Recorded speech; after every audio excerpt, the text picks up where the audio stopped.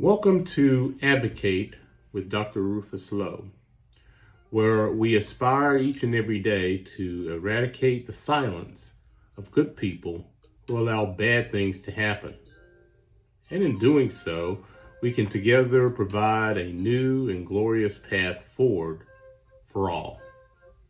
Our conversation will be based on the teachings of my latest book entitled Shadow Tolerance, Your Guide to Accepting Racial Difference.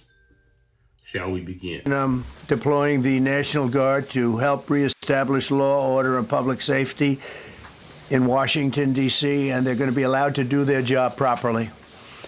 And you people are victims of it, too. You know, you're reporters, and I understand a lot of you tend to be on the liberal side, but you don't want to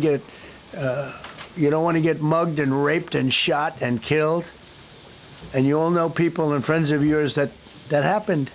And so you can be anything you want, but you want to have safety in the streets. You want to be able to leave your apartment or your house where you live and feel safe and go into a store to buy a newspaper or buy something. And you don't have that now.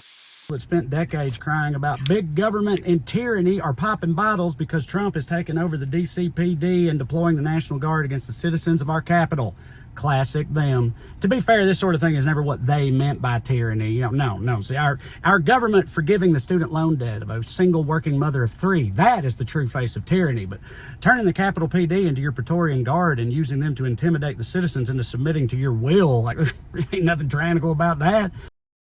President Trump wants you to believe America's cities are drowning in crime and only the National Guard deployment can save them. That's the line he used when he federalized Washington, D.C.'s police in August and put thousands of Guard soldiers with rifles on city streets.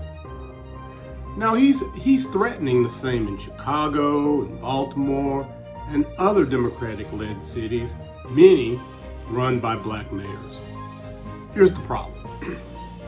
The crime wave he's talking about doesn't exist. DC's violent crime is near a 30-year low. Chicago and Baltimore are seeing long-term declines.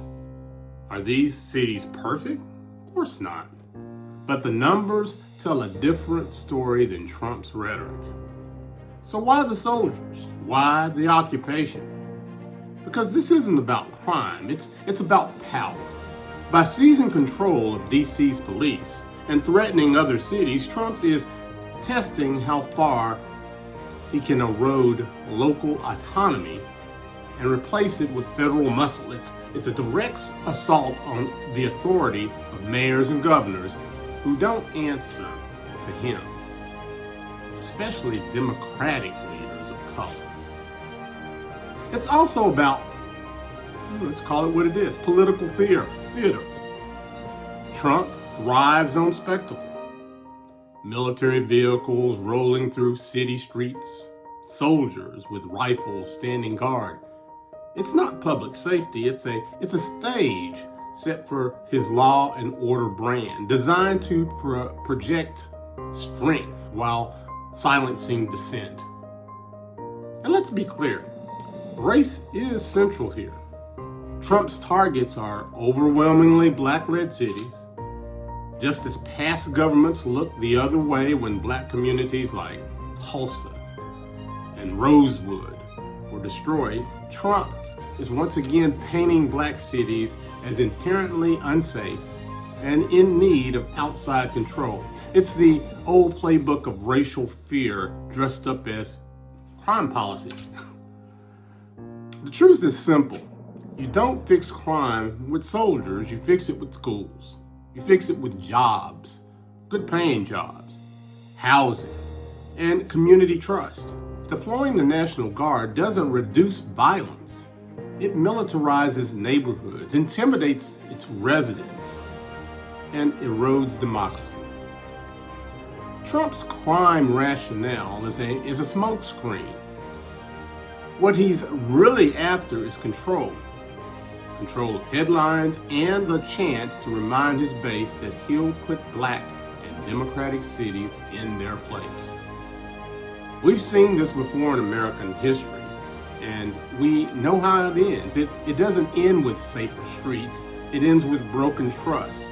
crushed democracy and more lives lost. Let's advocate loudly and proudly so that our voices can bring about light of justice to illuminate the darkness of this injustice.